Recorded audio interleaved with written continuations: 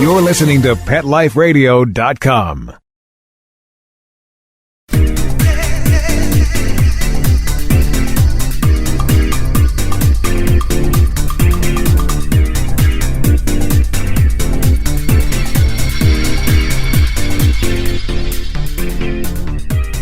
Hello, welcome to My Dog Digs Dirt. I'm your host, Lauren Collier.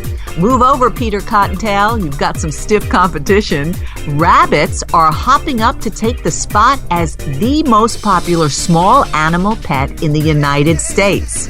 That's right, floppy ears, a wiggly nose, and cottontail. When we come back, everything you wanted to know about rabbit ownership, showmanship, and so much more. My Dog Digs Dirt is back right after this.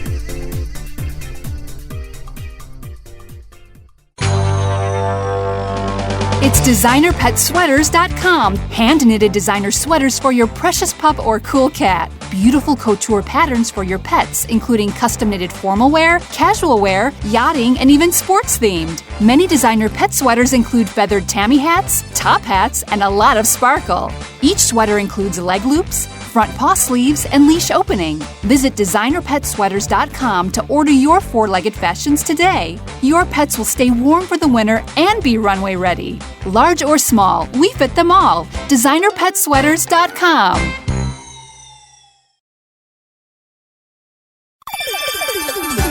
Let's talk pets on PetLifeRadio.com.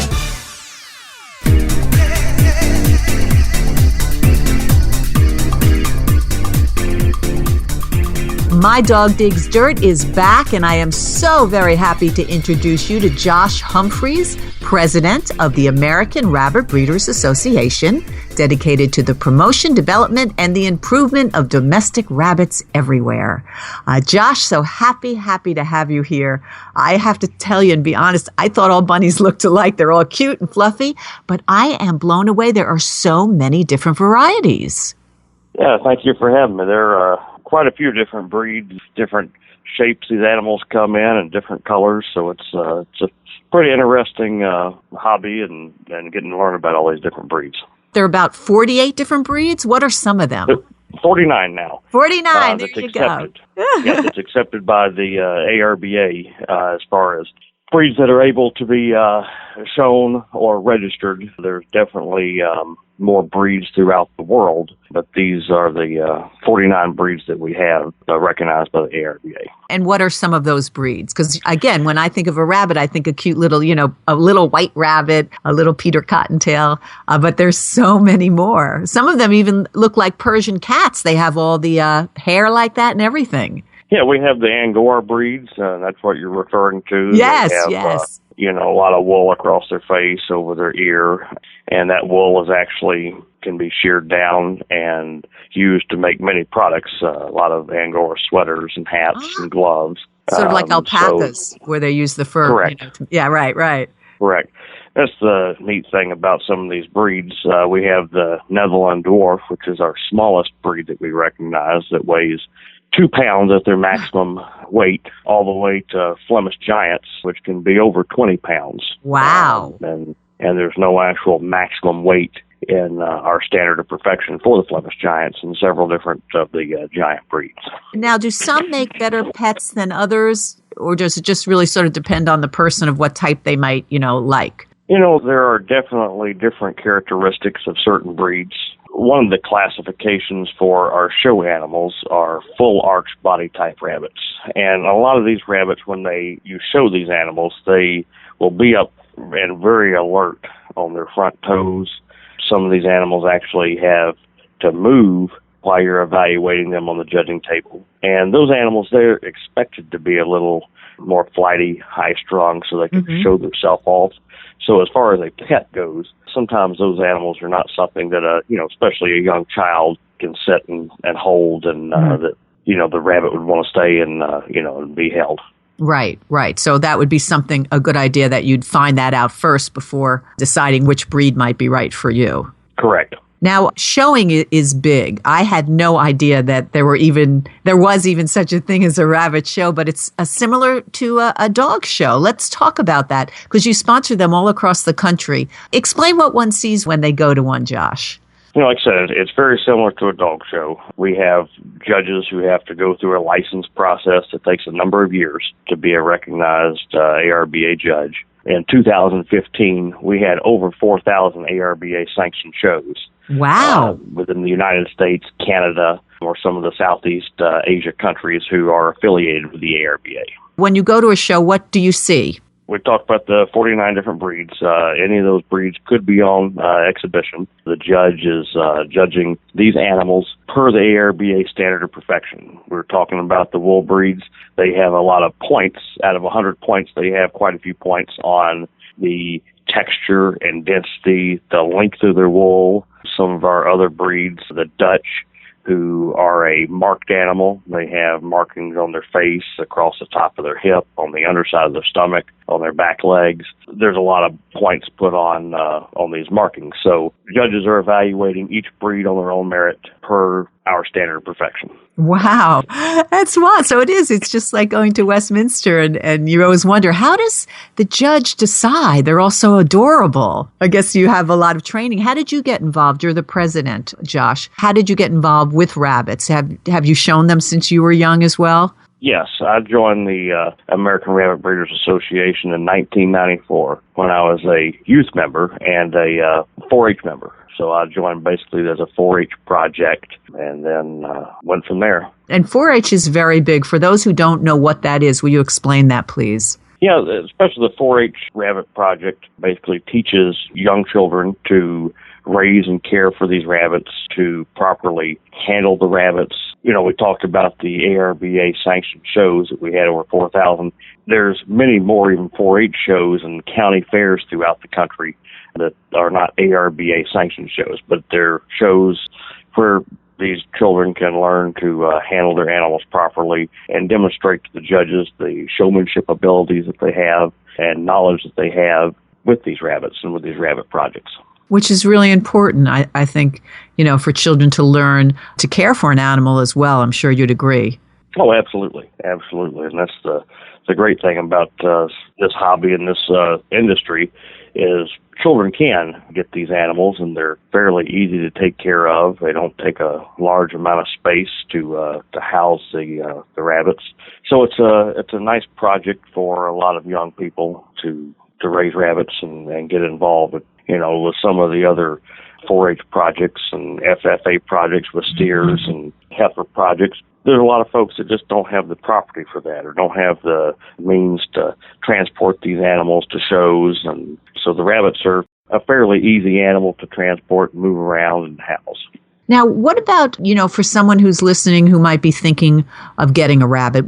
When you talk about the care, what about brushing, the vet, shots, and things like that? Can you give us a basic overview of what might be involved, especially maybe a parent is thinking about it for their child? What would you suggest, Josh? Yeah, rabbits are fairly self-sufficient. They do a very nice job of grooming themselves. When they do go into a molt, when they shed their hair coat, it is ideal for these rabbits to be brushed, to have some of this extra coat taken out so they don't get any type of a fur block or a wool block. And that's very easily done with just a regular pet brush or with some water on their hands to help, get this loose coat out. Basically, rabbits need to be fed, have fresh water, good protection from the sun. Rabbits can sustain cooler temperatures rather than hot. If it gets above 75 to 80 degrees, rabbits start to have a little better or a little more stress. So they definitely, need to be kept a little cooler, and they thrive much better. Do they have to go to the vet, like a dog or cat would? Do they need certain shots? No, there are no required vaccinations for rabbits. There's not. Now, okay, so let's get back to the shows. Can anybody join? How does that work? If our listeners are interested, how do they start? Yes, and going to a show is a great place to learn about these different breeds and to see the different breeds, to talk to actual breeders. It's not really recommended to go to some of these pet stores and buy a rabbit. Most pet stores, they get these young baby rabbits, and they're listed as dwarf rabbits. And by the time these animals are 5-6 months old, the new owners are quite surprised that these rabbits have grown to 8, 9, 10 pounds. We hear this story, quite often. So it's a really good idea to attend these shows. you can actually speak with the breeders, see the animals being shown, see how the judges, how the other exhibitors are handling these animals. And it's just, a great place to learn about rabbits. Yeah. Now, I mean, there was talk about rabbits can breed quickly. Are they spay and neutered like, a dog is? There are people that have pet rabbits that do spay and neuter these animals. If someone decides to do that, I would just suggest finding a veterinarian who is comfortable with exotic animals. Most general practices don't, see exotics. So just do research on that and make sure that whoever you're taking the animal to for surgery does exotic animals. Right, because you might not want babies, so you have to be aware of that. Now, what about, is it expensive to own a rabbit, Josh? Is it an expensive pet? No. Most rabbits are kept in all wire cages. They do very well in those cages. They keep themselves very clean in those cages. And those cages are fairly inexpensive. You can get them at pet stores. You can get them at farm supply stores. A lot of people even build their own hutches. And you can do that at a fairly minimal expense. Feed for the animals also can be picked up at farm supply stores. A lot of the pet stores even do have rabbit feed. One thing I would suggest, if someone purchases feed from one particular store or one particular brand, that they stick with that feed. Rabbits do have kind of a delicate GI system, so a lot of change can upset their stomach. But as far as the housing, feed, require no vaccines, they're a fairly inexpensive pet. Can you train them? You can, and that's one of the things that we have right now with the ARBA. We've incorporated, similar to the AKC agility contest. That's so funny with the rabbits. Some rabbit hopping competitions, and they're doing some agility courses, and that seems to be a new thing we have going with the ARBA, and a lot of interest has been generated by this, and it's kind of neat what some of these animals can learn to do these jumps and do some of these obstacle courses. So it takes some training and some patience working with these animals, but it's pretty neat how much they can retain and actually do. Oh, that is a riot. That is so funny. I love the fact that the American Rabbit Breeders Association is very involved with youth activities and scholarships. Let's touch on that, Josh.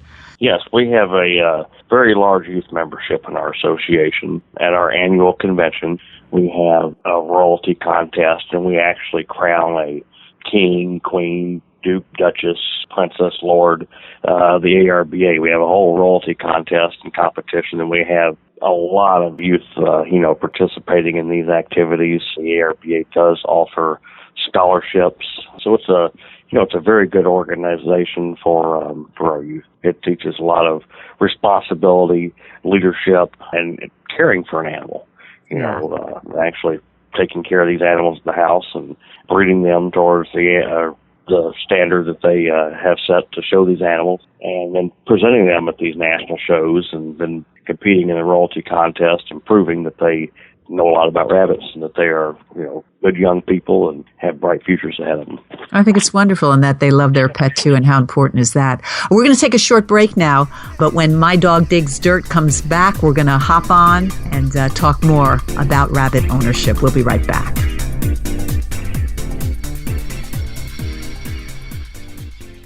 Sheba is 105 lean pounds of happy dog for life because she gets fed Dynovite and Lico Chops. Order a 90-day supply of Dynovite for your dog this week. We'll send you a bottle of Lico Chops free. New improved Lico Chops with omega-6, omega-3, vitamin E. And now 6 extra direct-fed microbials. Even better for the digestive tract and immune system. Try Lico Chops. Free this week at Dynovite.com. DINOVITE.com. Hi, I'm Dana Humphrey, the founder of Whitegate PR. We have been specializing in PR and marketing in the pet industry for over 10 years. If you have a pet product or service you would like to promote, give us a call. We can help create awareness for your brand on TV, radio, magazines, newspapers, and blogs. Feel free to reach me directly at 619-414-9307 or learn more on our website at whitegatepr.com or follow us on Facebook. Let's talk pets. Let's talk pets On Pet Life Radio. Pet Life Radio. PetLifeRadio.com.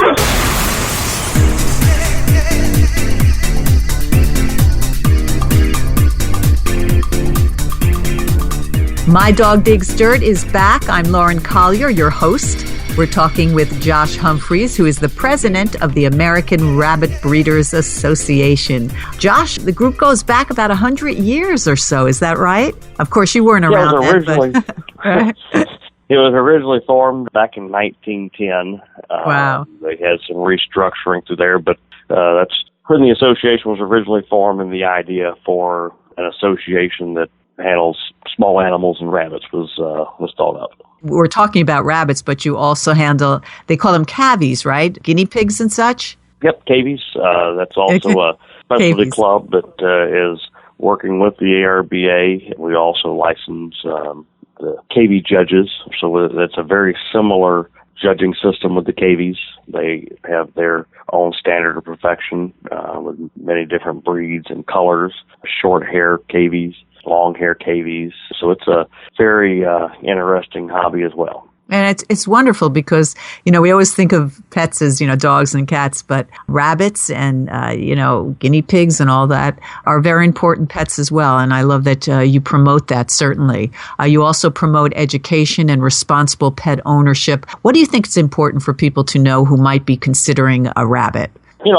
Best thing is to do your research and try to find a responsible breeder who raises a particular breed that you're interested in. Ask questions about the animal. Make sure that you don't buy them just a very young, small rabbit that you really don't know anything about. To get some information. Get, these animals from a reputable breeder, and they're going to be there to answer your questions and be able to help you out. Most of these folks who are ARBA members are very willing to talk to other people about their rabbits and to help educate these folks and enjoy the phone calls and enjoy the visits talking about these animals. So just research and find a good breeder to purchase your animal from. That's the key to everything. And Josh, where can folks find out more information about your organization, the American Rabbit Breeders Association? Are you on Facebook, online? If they go online to www.arba.net, that will take you to the ARBA website. It has a lot of links to our all of our national breed clubs, which gives information on each specific breed, gives information on upcoming shows. There's a show search. You can find any show throughout the country. You can find judges who are also a great help and great knowledge base. So it's a very informative website. We have a lot of articles and a lot of pictures on the website so people can see some of these different breeds and get more information about shows. So not only is the show fun, but it would be educational too, because as you said, you can come and actually see and speak to some of the breeders and owners and see what that pet, would involve. And as you said, what that breed might be like, and to see all the different breeds. You said 49, right? Correct. And that's the thing. People will contact me and say they want a certain breed, and we find a show that's close by. They come to the show and they have their mindset, that we're going to get a certain breed, and then they get to the show and they start talking to some of the breeders at the show, and they see some of these other breeds, right, and they find something that really, they may change their mind, something that really catches their eye. They may see a Dutch rabbit that has all these different markings across its face and back and rear feet, and come in a variety of different colors. And someone may say, we kind of like those marked rabbits. Mm-hmm. They look neat. They have good personalities, and because there's a wide variety of colors. Some people think of a rabbit as a white animal with pink eyes, and we do have, a lot of animals that look like that. But there's well over 100 different color combinations. So if people come to these shows, they'll definitely be able to see a wide variety of breeds and colors. Absolutely amazing. I know when I hosted Pet Talk, we had a wonderful woman who used to come on, and she made costumes for her bunnies, and the bunnies liked it. It was amazing. Some of our most popular segments in the show with that. So I guess you see some people who also dress their bunnies, but you have cute little harnesses and things like that, I'm sure. Right, and that's a lot of the 4-H events that I judge that we see across the country. They will have some costume classes, and it's a really neat deal because a lot of the spectators who were there at the fair watching the rabbit show, or they come out and see that catches their eye. So it's it really pleases the fair attendees and crowds to see this. It's kind of a cute little thing that they do, and but a lot of people enjoy that. I must come to a show and see the rabbit agility. That would be something, definitely. Well, Josh, thank you so much. Yeah, that would be great. Josh Humphries, president of the American Rabbit Breeders Association. Josh, thank you so much for being here today. Well, thank you very much for having me. Thank you so much, and thank you all for listening. I'm your host, Lauren Collier. This has been My Dog Digs Dirt. Let's Talk Pets, every week on demand, only on PetLifeRadio.com.